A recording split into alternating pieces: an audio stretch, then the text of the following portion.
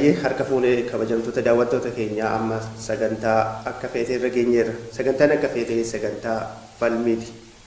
Yaada garaagaraa kaafnee irratti wal falminaa garaagarummaa yaadaa jiru akka jirutti qabannee yaadni garaagaraa immoo sababa garaagaraa akka qaban uummata hubachiifnee kan keessaa baanudha. Sagantaan akka feetee. Sagantaan akka feetee keenyaarraatiin of jaalachuun cubbuudha. Yaada jedhu irratti wal falmina. Of jaalachuun cubbuudha kan jedhu irratti kan falmuuf nuuf dhiyaatanirra keessummoota lama qabanneerra. Leencoo Hasan ogeessa seeraati, asiin immoo Beenyaa Dhaabaa artiistiidha. Mee Leencoo irraan ka'a. Of jaalachuun cubbuudha. Ati maal jette? Of jaalachuun nanaa fi cubbuudhaan jedha. Maaliif yoo jenne jireenya addunyaa kanarratti namni adaduma of jaalatu, of jaalachuun kana adaduma ofitti fudhatu ana qofatu jira jedha. Gara hariiroo hawaasummaatiin haa ta'u, waliin jireenyaan haa ta'u, ana qofatu jira jedha. Gaafa ana qofatu jira jedhu immoo qaama isaan ala jiranii irraanfata. Qaama isaan ala jiran kana gaafa irraanfate immoo hawaasa keessaa ba'a. Ofittoodha kan namni sun. Ofittoota hawaasa keessaa ba'a. Hawaasa keessaa gaafa ba'u immoo karaa ikoonomiitiin yookaan immoo diinagdeetiin hawaasummaadhaan karaa siyaasaatiinis addunyaa kana wanni inni dabalu hin jiru jechuudha. Addunyaa kanarraa waa hir'isaa jira jechuudha. Waa hir'isaa jira gaafa of jaalatu. Maaliif ana qofatu jira? Ana qofatu jira jechuun biyyuma kana addunyaa kana dhiibanii rakkoolee gara waldhabbii biyyoota addunyaa kana yoo ilaalle ana qofatu jira. Of jaalata. Ana malee namni jiru saawundiin biraa akka dhagahuun fedhan. Kan biraatiif saawundii ta'uun barbaadan. Isa nama biraatiif saawundii ta'e sanillee irratti qabsa. Ana qofatu jira jedhan kaa. Ilaalchi isaanii sammuun isaanii self centered yookaan self esteemed ta'ee jira jechuudha. So wantoonni akkanaa kun of jaalachuun dhugumaa yoo qaamni cubbuudha. Waaqayyoon bar gaafa uumu addunyaa kanarratti waaqni gaafa uumu akka of jaalannuuf miti kan birallee akka jaalannuuf nama qofa miti bineensas akka jaalannuuf akka jaalannee ofitti qabannee hammannee waliin jiraannuuf jechuudha. So walumaa galatti yoo ilaalle of jaalachuun cubbuudhaan jedhama. Ayyee Leencoon of jaalachuun cubbuudha jedheera. Of jaalachuun maaliif akka cubbuu ta'e si beera? Ati immoo Beenyaan of jaalachuun cubbuudha jedhetti amanta? Cubbuu miti. Ani sababa qaba. Yaadanni kaase baay'ee gaariidha. Garuu of jaalachuun cubbuu miti. Maaliif cubbuu miti? Namni baay'een namni of hin jaallanne inni karaa lama kaasee jira. Karaa nama dhuunfaa fi akkaataa biyyaatti kaasee ture. Namni of hin jaallanne ka biraayyuu jaallachuu hin danda'u. Namni ofiif hin taane ka biraafuu ta'uu hin danda'u.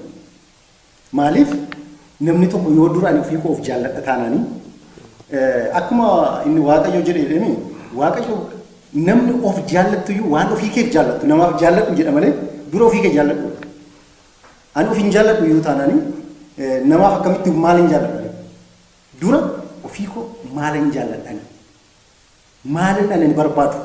Yoon ofii koo barbaadate ani nageenya hin barbaada taanaan ofii koo hin jaalladhu. Isa kaaniifis nageenya nan hawwataafis. Kanaaf of jaallachuun cubbuu miti. Addunyaa kanarratti iyyuu namoota of hin jaallannedha kan biyya balleessan. Namoota ofittummaa baay'isan. Maaliif kun of jaallachuu miti? Of jaallannaan ati biyya keessa hin jaallatta, nama keessa hin jaallatta, ollaa kee hin jaallatta, fira kee hin jaallatta, maatii keessa hin jaallatta. Of jaallachuun cubbuu miti. Akkamitti cubbuu ta'a of jaallachuun? Yoo of jaallatte nama kan jaallatta mul'atu hin jaallatiin akkamitti taata? Gara biraatti taa'uuf nu akkaataa inni jedhetti. Biyyoonni baay'een biyyi of jaallatanii nama biraallee jaallatu.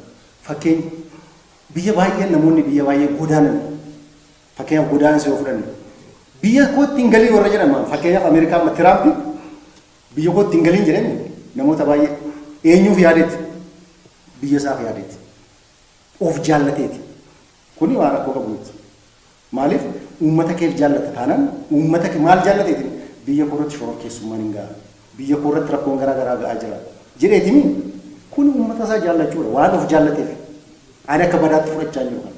Kanaaf garaa koo namni of jaallatu nama of ta'e eenyummaa isaallee. Fakkeenyaaf ani of jaallachuu jechuun afaan koo jaallachuu. Of jaallachuu jechuun aadaa koo, seenaa koo, eenyummaa koo jaallachuu. Kana otoo hin jaallatiin nama biraaf nan jaalladhu yookiin immoo ani cubbuudha jechuun kuni cubbuu miti. Maaliif saba of jaallatetu eenyummaa isaa, aadaa isaa, seenaa isaa beeka eenyummaa isaatiin miila lamaan dhaabbata waan ta'eef ani karaa koo of jaallachuun cubbuu miti hin jedha. Kabajamtoota daawwattoota keenya falmiin keenya akkuma itti fufee jira. Beenyaan sababa isaa dhiyyeeffateera. Maaliif of jaalachuun akka cubbuun ta'an sababni inni xiyyeeffates hedduu.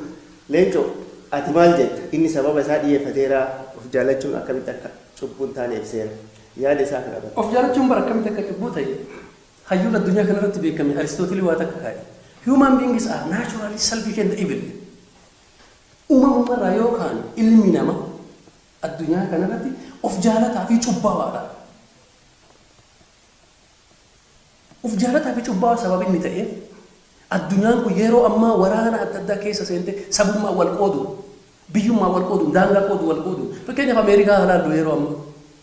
Tiraamp bar we make great American gaafa jedhu gaafa kana jedhu warroota biraa ignore godhuu isaati.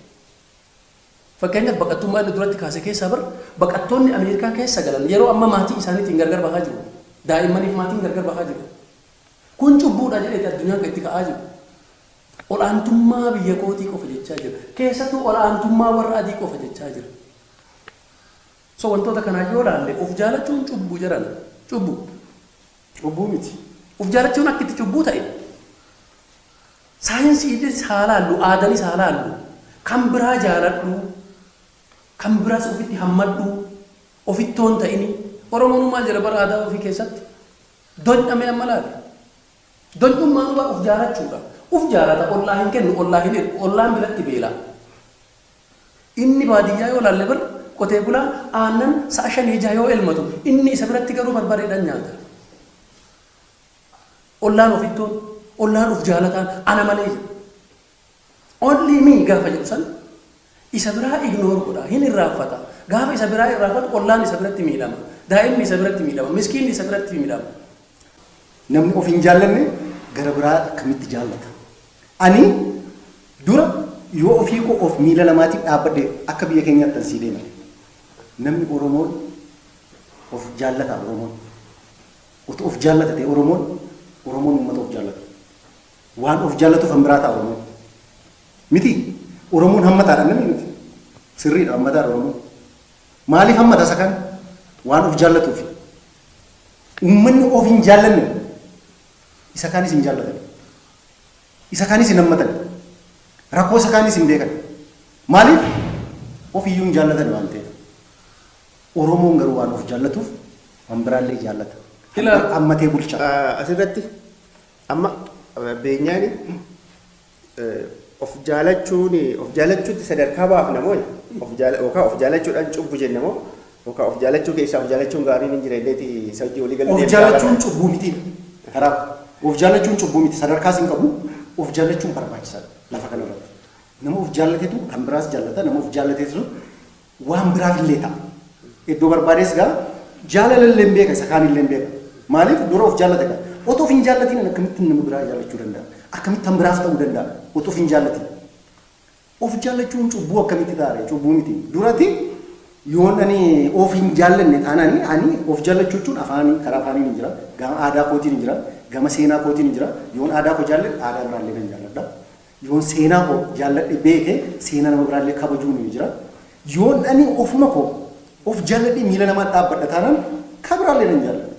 Otoo namni of hin jaallanne immoo sirmayyuu maal jaallanne akkamitti kan biraa jaallachuun danda'ama jedhama. Kanaaf cubbuu miti of jaallachuudha. Cubbuu miti uumamadha. Namni of jaallatu akkamitti of duuba arga? Namni of jaallatu akkamitti bukkee ofii arga? Akkamitti maddii ofii arga? Of seensi godha yeroo kam maaltu itti dhagahama? Karaa waa argachuuti yoo ta'e illee bara anatu argachuu qaba jedha. Karaa qabeenya horatuunis yoo ta'e anatu qabeenya horachuu qaba jedha. Karaa diinagdeetiinis yoo ta'e diinagdee, karaa hawaasummaatiinis barnootaanis anatu barachuu qaba jedha. Of jaallata.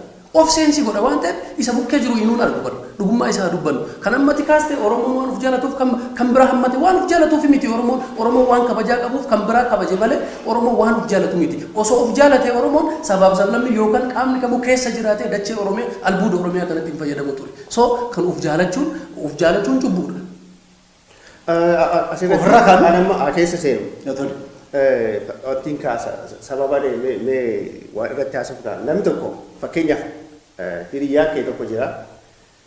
Hiriyaa kee suni of hin jaalatu jechuun of caalaa si jaalataa jennu. Of caalaa waan si jaalatuuf yeroo tokkotti isin lamaanitti ibiddi qabate. Hiriyaa kan kee sun waan of caalaa si jaalatuuf sirraa dhaamsa moo Ofirraa dhaamsee sirraa dhaamsa. Amma reefu Isa kana gaarii gaarii dhaabbisidha. Naa gaafadhu. Hiriyaa dhugaa taanaan hiriyaa isa sirrii hiriyaa amma sobaa kana miti. Hiriyaa isa sirrii taanaan ofirraa narraa dhaamsee ofirraa dhaamsa. Akkamitti naan jedhu. Hiriyummaa bar waaqayyoo maal jedhe gaafa waa argattu gaafa nam dhukkubsatu atuu gaafa dhukkubsattu dursiitii isa dhukkubsateef kadhadhu jedha. Dursiitii dursa isa dhukkubsateef kadhadhu jedha. Dursa isa caalaa hidhameef kadhadhu jedha. Dursa isa miidhaa keessa jiruuf kadhadhu jedha malee of dursi hin jedhu. Dursa gaafa nama biraatiif kabaja laatte gaafa nama biraa dabarsitee jaalatte waaqayyoon siif immoo ofii siif birmata. Ofii siif birmata. Gaafa ofii siif birmate immoo madaan inni sirra jiru sun madaa saree ta'ee salphamatti si gadhiisuu danda'a. So of jaalachuu cubbuudha. Namni kan biraa yoo jaalate addunyaa kana yoo jaalate dabarsee isa kan biraa yoo jaalate addunyaa kana waliin badhaanee addunyaa badhaatu keessa ga'uu dandeenya jechuudha. Fayyaa manaati. Gaaffii manaa kaaste kana. Inni ati maal malte namni utuma ibiddi qabate nama lamarratti erga takkaatu qabate hiriyaa kee amma asitti oduu qabate. Namni maal jedhe suma fagootu hin deemu. Haatiyyuu utuu haadhaa fi mucaa irratti dura ibiddirra buudhan dura kun uumama waan ta'eef. Uumama waan ta'eef nagubamii naan dura. Mucaa kun ani qabadheen taameen erga takkaa ibiddirra bu'ee isa nagubee dura ofirraa akkas godha malee otoo narraa ofirraan buusini mucaa kunirraa buusaan sirba jiru hin danda'amu. Maaliif uumama si dirqisiisa. Fakkeenyuma kana immoo gara keetti adeemsisu. Galagalchi. Ibiddi si lamaanittu qabateera. Ani of course anaaf sitti qabatee jennu. Anis of jaaladha, atis of jaaladha. Anis ofirraa dhaamsuuf hin tattaafachaadha, atis ofirraa dhaamsuuf tattaafadha. Osoon namni tokko dursa kennee irraa dhaamse inni tokko irraa dhaamsuu hin danda'u yookiin barbaade. Nulacha ofirraa dhaamsuuf waan barbaannuuf jecha osoo ofirraa dhaamsuu hin dandeenye yookaan walirraa illee dhaamsuu hin dandeenye nulachuu gubannee dhuguu hin dandeenye of jaalladha. Kun uumama gubachuu dandeenya. Garuu hannuti gochuu dandeenyu inni tokko otoo gubatu isa tokko irraa waan gochuu jechuun hin danda'amu. Maaliif kun uumama. Atillee ofirraa dhaamsuuf rakkatta anis otuma ofirraa dhaamsuuf rakkannuuti banna lamaan keenya malee ani otoo gubadhuun sirraa dhaamsaan soba. Inni kun cubbuun ta'uu amma cubbuun isa kana gaama. Cubbuu miti. Tokko osoo wal baraaruu dandeenyu waan of jaallanneef kuni uumama gochuu hin dandeenyu. Waan uumamaati waan uumama cabsitee faalleessitee otoo ani gubachaa jiru otoo asii ani gubachaa jiru sirraa dhaamseenii amma sitti na dhuma kan amma sirraa dhaamseenii ani hin jiru. Kun uumama. Kanaaf anis ofirraa hin dandeenye yoo ofirraa dhaamseef na dhaamsaatis ofirraa dhaamsi haala kanaatiin deemna. Maaliif kun uumama. Of jaallachuun uumama. Amma ibidda nu gubaa jiru kana ibidda yookaan isaaf ana gubaa jiru kana ibiddi kallattii kamiinuu irratti qabachuu danda'a. Isattis kallattii kamiinuu qabachuu danda'a. Mee ibidda isa gubaa jiru kana anatu isa caalaa arga moo isatu na caalaa arga? Anatu isa caalaa arga bara. Gara sanii si caalaa lume anatu isa caalaa arga. Duuba isaatiin ibiddi qabachuu danda'a. Mee duuba isaatiin waaqayyo sitti agarsiisu. Ganaa gangalatee girgiddatti riqatee ofirraa buusa moo ani bara takkumaan isarra dhaamsuu danda'a ibidda duuba isaa jiru kana. Inni isa seemistiru akkasuma ibidda duuba kiyyaan narra qabataa jiru kana harkuma takkaan duuba sanii salphamatti narra dhaamsuu danda'a. Soo wal jaalannee anis osoo asii gangalatu innis osoo asii gangalatu kun wal fixuu ta'a. Kun immoo maal nutti ta'a? Ibil nutti ta'a waan Aristootel duratti nuun jedhe san. Kanaaf namni uumamaan of jaalataa fi cubbaawaadha kan jedhame isa kanaaf mucaa. Ela ibidda na gubu inni na caalaa arguu hin danda'u tasuma. Ibidda na gubu argatu beeka. Ibiddi keessallee hin jira, alaa hin jira. Arguu fi seensi godhuun tokko miti. Seensi caala arguurra seensi caala. Waan agartu seensi gootanii seensiitu caala dura. Maaliif uumama? Hangubachaa jiru anaan na gubaa jirame wantichi. Ati isa na gubaa jiru sana anaaf dhukkubsachuu hin dandeessu. Madaam koo gasheen na dhukkubdu natu beeka. Ati madaama koo agarta malee eessa isheen akka na dhukkubdu eessa isheen akka isheen natti dhagaamatu hin beektu. Soo gaafas bar jaalalatu hin jirre jechuudha. Miti ati anaan narra hin jaallattuti. Ani ifii koo dura of jaalladheen siinsi jaalladha malee namni tokko anaani ofirra siin hin jaalladhaan soba addunyaa marrattu. Uumama marrattu. Hayyee sagantaan keenya akka feeteedha. Akka feenetti dubbannee yaada keenya ibsachuudha. Mee fakkeenya amma kaafne xiqqoo nu falmisiiseera. Fakkeenya biraa haa kaasu. Amma namni an daabboo tokko qaba. Ati daabboo tokkos hin qabdu. Nulachuu beelofneerra. Qixuma beelofne. Akka inni jedhutti namni wanti yoo ta'e of jaallatu cubbamaadha. Kanaafuu daabboo sana of jaallachuu hin qabu daabboo sana qixatti qoodanii nyaachuu qabu. Akka teettutti immoo namni of jaallachuu qabaan ofii kan kooti nyaadhee deemuu qaba. Amma egaa ani beela kan kootu natti dhagaham dursa ergan ofii nyaadhee booda waa'ee nama sanaa yaaduu qaba. Beeleera waa'ee kee dagadhee nyaadheera. Ani amma cubboo jedheera. Kun bar gaafiyyuu hin qabu. Cubbuu ajaa'ibaa dalaye. Daabboon sun bar haga ofii keetitti hin gortu. Daabboo san haa xiqqaattu yaa guddattu yoo addaan nuu fuute maal qabu? Daabboon kiyyaa bar namarraa fudhanne. Waaqayyoon gaafas nuu kennuu danda'a. Waaqa si fide bar riskii san. Riskii si fide bakka siif lallabe waan san harka si galteerti. Isaanii kan kootuma waan ta'eef yoo nyaadhe nama waan keessirraa fudhannee waan sirraa dhufnee waanuma kan koo fayyadame homaa si tola ooluu dide malee waan ta'e sitti darbee jiru. Naa galaamu isuma san bara osoo tola naa oolte isuma san waan qabdurra odoo naa bittilte waaqayyo kan biraa cooma nu nyaannee fixuu hin dandeenye yoo nuu kenne maaltu beeka. Waaqatu nuu kennaam daabboo san waaqatu sii kenne osoo beela san agabuu jirtu san afaan kee kasii hadhaawe san osoo liqimsaa takka wayyooftee anallee wayyeessuu dandeessu akkamitti kophaa kee nyaatta kun cubbuu guddaadha waaqayyo birattis nama birattis dhiiroo. Beekaa inni cubbamaadha naan jedheera. Ati akkamiin naaf halbitu? Ara cubbamaa miti. Gama amantiitiinis gara uumaatiinis maal jedha beektaa? Gaafuma ayyaana irratti illee ayyaanuma amantii hundayyuu haa ta'u amantii hundiyyuu sanumadha. Waan mana keessan keessatti godhattan irraatii an dura ofii koo godhadheeni waan ofii koo godhadhe waan ofii kotte waan godhadhu irraatii warra kaanis gargaaraadha. Malee otoo ofii kee waan hin nyaatini kuni gar tokko mana keessa galtu keessaati mooraa kee keessaati nama baay'eetu daandii irraa bulaa jirani nama baay'eetu lafa hin qabu mana hin qabu kennitee mana kee keessa galchitana isa galchita hin galchitu isa laal isaadha cubbuudha wanni jedhaa jirruufu bara osoo humni kee danda'u daabboo sanii cubbuu miti uumama barati mana kee siin fixa kaa qoy siin fixa namni baay'een jechuudha addunyuma kanarrattu namni baay'een jechuudha fudhadhu sooressuma tokko uumama maaliisa jechuun waan of jaallatu ati ofii keef jechuun waan of anama daabboo kana hin godhadhe maaliif of jaalladha hin godhemi gaafii keerratti nyaadheeni erga dhufii koo nyaadhee booda jechuudha erga nyaadhee booda yaadadha malee otoo nyaatiin nama kaaniifi ayi qoyaanii kana nyaadhu nama kaan waan caalaa jaalladhuufi hambiraa fallaadhaan hin ta'u. Beeknee koo ka'umsumti cubbuu eessa beektaa? Daabboo gaafa tolfattu ofii kootiif mirga tolfatte. Tolfachuu waan qabduuf tolfatte bara. Mana kee keessatti daabboon sun qophaa'u waan qabuuf qopheeffame. Isa nyaatu waaqatu beeka. Ati osoo nyaanni biraa deemuu dandeessa. Osoo nyaanni biraa deemuu dandeessa. Akkamitti naan jedhe? Riskiidha wanni sun. Waan san riskii san hunda kennaaf kalaqe. Hiyyeessaafis dureessaafis kalaqe. Addunyaan tun amma maaliif akka nutti dallante beektaa?